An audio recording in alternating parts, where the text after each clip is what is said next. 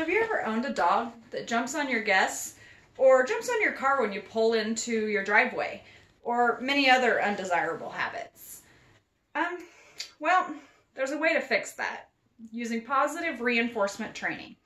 It's been around since the 1800s, and B.F. Skinner was very famous for bringing it to the forefront.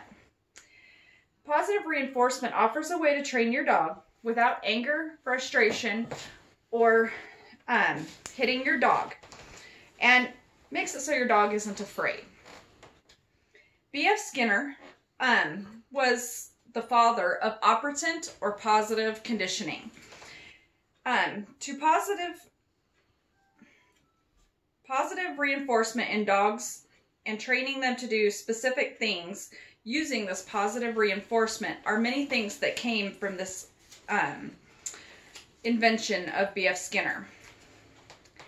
So B.F. Skinner and operative conditioning is simply the Simply Psychology Society on January 21st, 2018. Saul McLeod was the author that wrote that in 1938, B.F. Skinner believed that there were more to the human brain than we currently understood at the time, and started studying a theory called classical conditioning that was later renamed operant conditioning because of the findings. They also studied in this study negative reinforcement and positive reinforcement and fixed reward.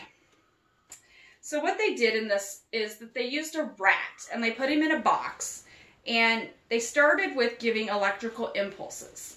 And in order to stop the electrical impulses, the rat had to go and push a lever. And when the lever was pushed, the electrical impulse would stop. Well, then they started adding, they put the rat in the box, then he had to push the lever, and he was given a treat. The faster he did it, the more treats he got. So it got to the point that they put the rat in the box, and he went immediately to the lever and started pushing the button. Well, so then they started using it for other things to figure out what it could be used for, which is how the theory of classical or operant conditioning came about. They found also that you can punish and remove a behavior, but this sometimes can increase an aggression or a coping skill, showing that aggression is okay in certain circumstances.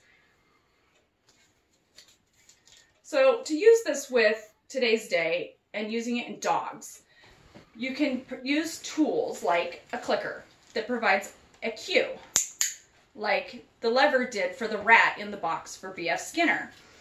We then provide a pellet, like they did for the rat, which would be a treat.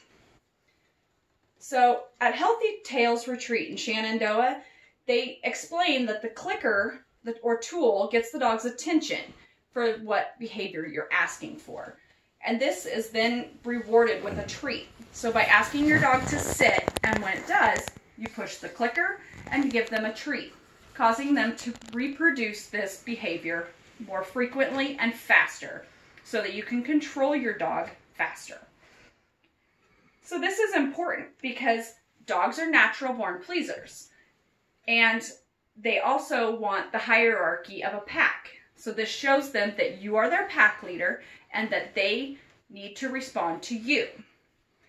And that when they don't respond to their pack leader, that they do not get the pleasing effect of getting a treat. Now, there's also bad behaviors that can come. Now, positive reinforcement says to ignore the bad behavior as long as everyone is safe.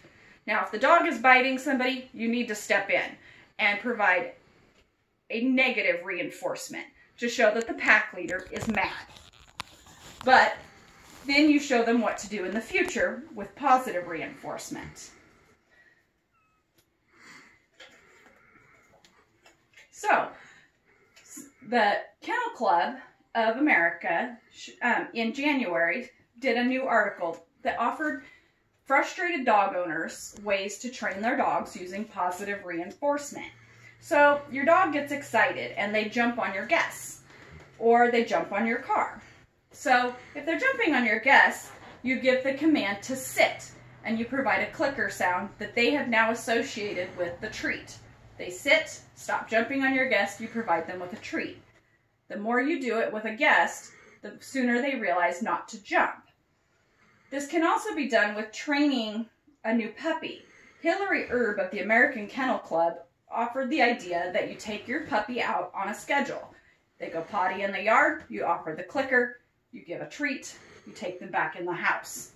They go outside, go potty in the house, you don't provide the clicker and they do not provide the treat.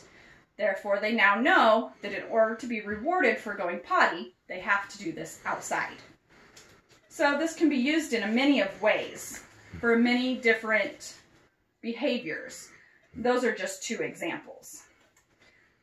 So B.F. Skinner, being the father of operant conditioning to positive reinforcement, in training dogs with our dogs today to do specific things, it's amazing what you can learn from just a little bit of history and a little bit of research. So positive reinforcement offers a way to train your dog without anger, frustration to you or to your dog. So while reinforcement takes some time, the rewards are unmeasurable.